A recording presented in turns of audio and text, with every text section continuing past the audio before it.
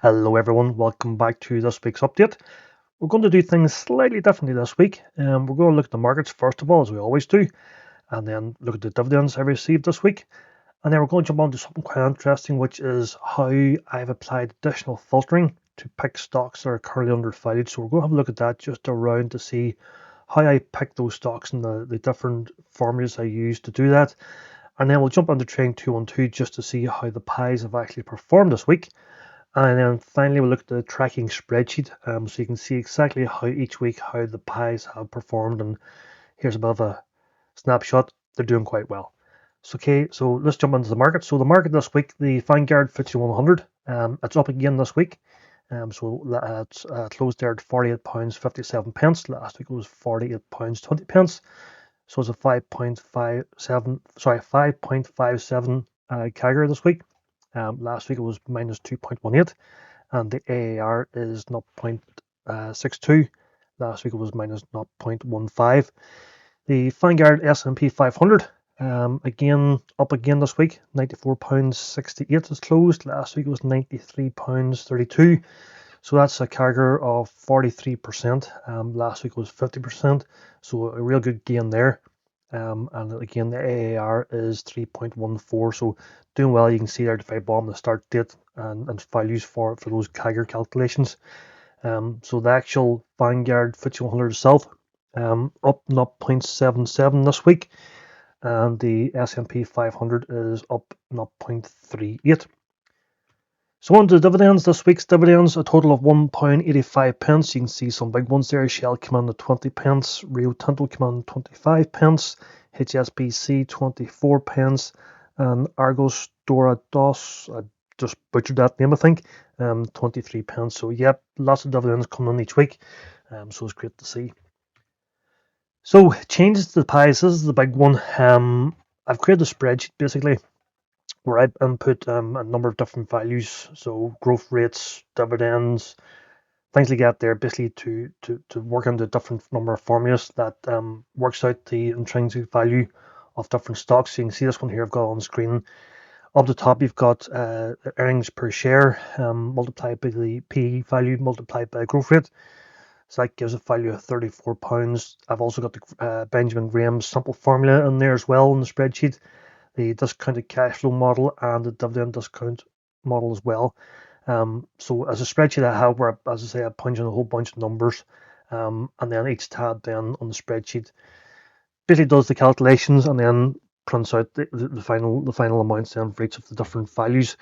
I then just take the total of each of those different those four models, multiply or add it all up and divide it by 4, which gives you the average value then, which is in this example £87.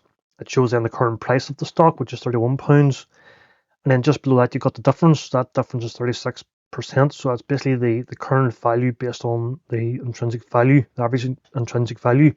This current stock is basically trading at 36% of the intrinsic value. So you can see there just the right hand side that calculates out roughly a 64% possible upside, and that is just a possible upside. That's not guaranteed in any shape or form, so it doesn't. So then adding on a margin of safety of 30%, which is sort of the industry standard, that gives a good buy price there. Further down you can see of £61.36. So that's really where you want to be targeting your buy. Now obviously the current price, as we see there in blue, is £31, so that's basically a buy. So it is, in my opinion. Then it says then buy, sell, or hold. So if it's the good buy price is below the current price is below the good buy price, then it shows up as a buy.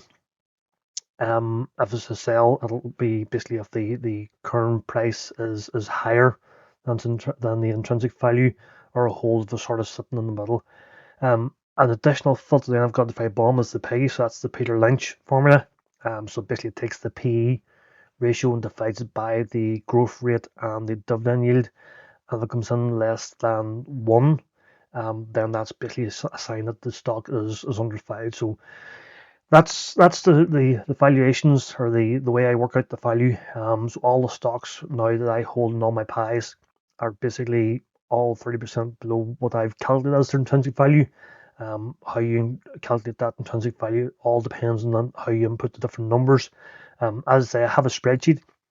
If you would like a copy of the spreadsheet, please stick a like on the video, subscribe to the channel, and stick a comment down below this video. Anyone who does those three things, I'll happily give a copy of the spreadsheet, and I'll also do a video as well just on how the spreadsheet is used, and actually to sort of run through a couple of examples of stocks that are undervalued, stocks that are overvalued, and sort of stocks that sit in between.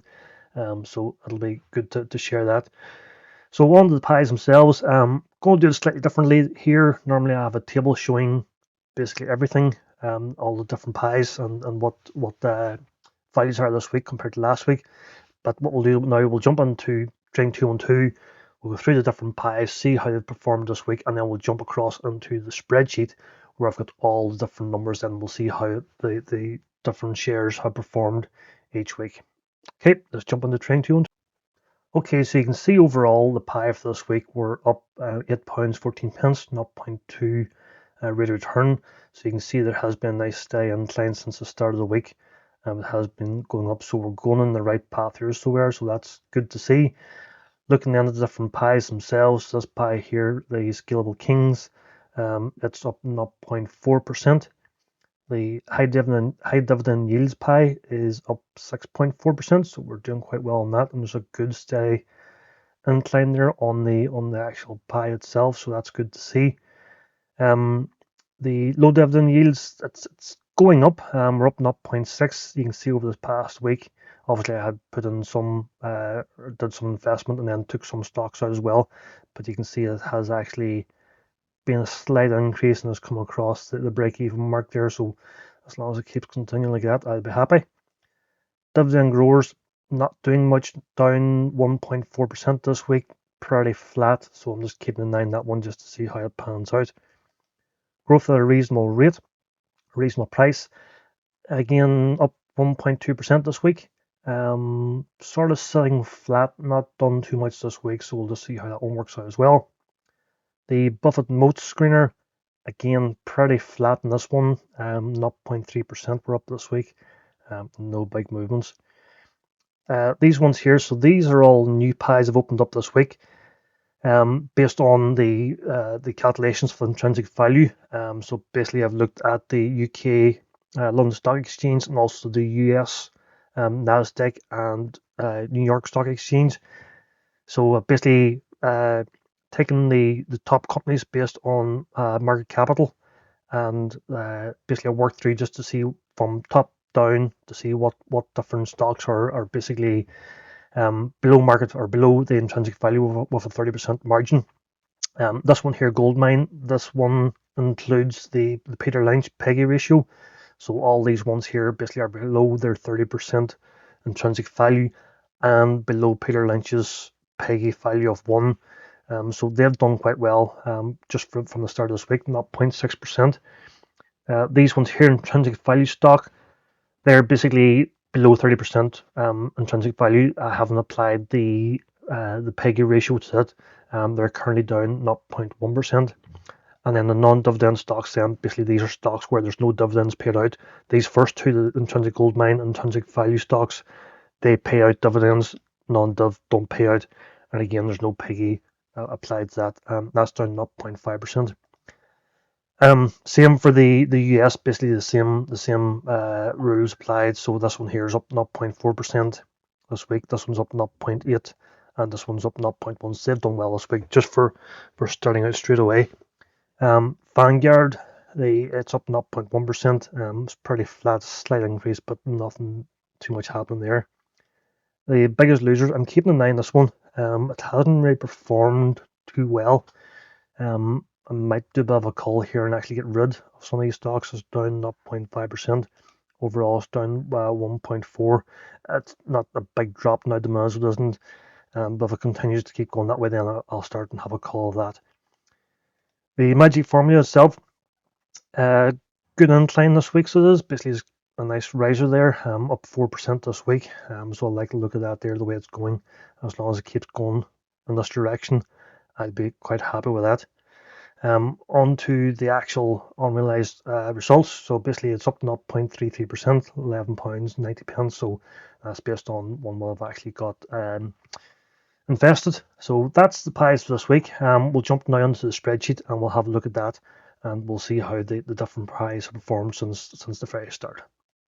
Okay, so this is the tracking spreadsheet I use just to keep a track of everything and see how the pies are performing. So you can see down at the bottom, each pie has got its own tab. So the comparison one here, this is what I use for the Vanguard FTSE 100 and the S&P 500. So you can see their starting values. This was on the 28th of August this year. And then each weekend I just update the date and then put in the current values of the different stocks, and then basically work out the CAGR then for both the UK FTSE 100 and the S&P 500. Same for each of the different pies. I've got the start date up here, and then basically the current week run, the different deposits, the total deposits currently in the pie, and then the investment value itself. I do this just to keep it consistent, because whenever you're calculating the CAGR or the AAR, basically it's based on these values, or it accounts for any investments I make during that time. So obviously you can see here there was an investment made because it was payday last week. So then what I do, you can see the CAGR 19.95, just to bring it all together into this first tab. That just basically references, you can see up here in the formula field, it basically just references that tab and pulls all information onto one page. So you can see here the high dividend yield pie.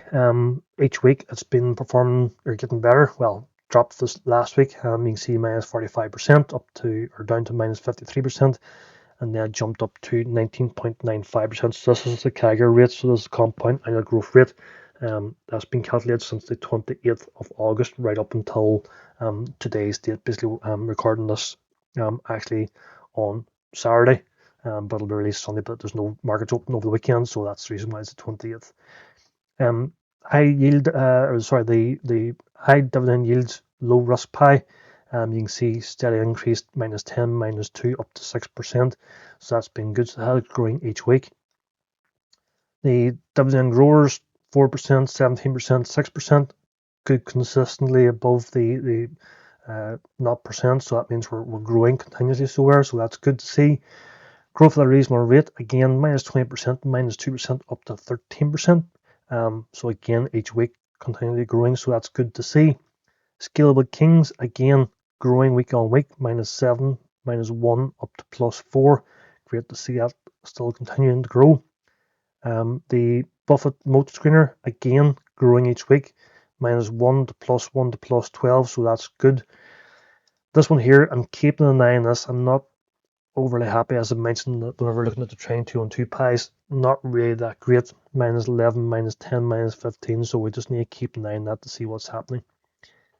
The Magic Formula pie, again, each week growing, minus 50, minus 23, plus 3%, so that's good to see.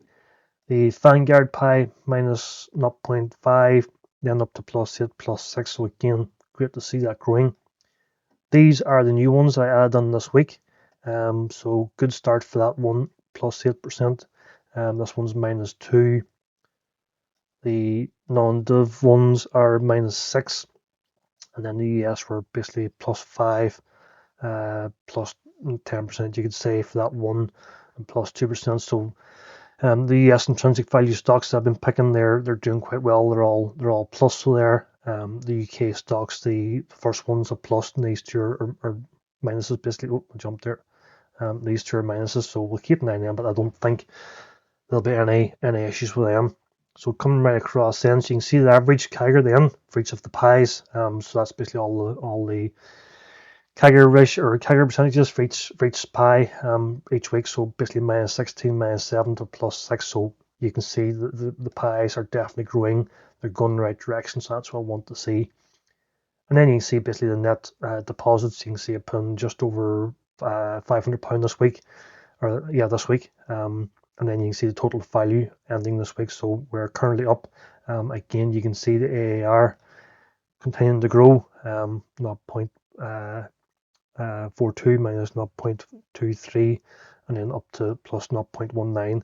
And the CAGR again has grown. So we're going in the right direction, and that's good to see. So and then that's just the FTSE 100 and the S&P, the Vanguard ones, just to keep them on the spreadsheet so we can get them at a glance as well, so you can see how they're performing. So, yep, that's the spreadsheet. That's how the pies are doing. So, yep, so far so good. Long may it continue.